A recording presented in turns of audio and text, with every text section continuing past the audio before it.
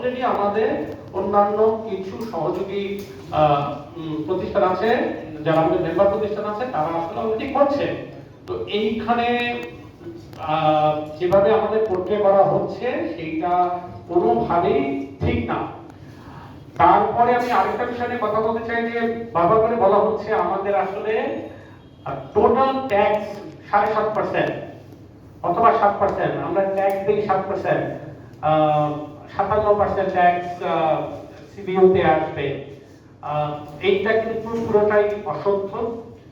আমাদের ট্যাক্স ক্ষেত্র বিশেষে, বিকজ এটা অনেক কিছুর উপরে ডিপেন্ড করে, 25 থেকে 30% পর্যন্ত আমাদের অলরেডি ট্যাক্স, এবং ট্যাক্স যদি আমরা অ্যাড করি টোটালে গিয়ে আসলে ইম্প্যাক্ট হয়।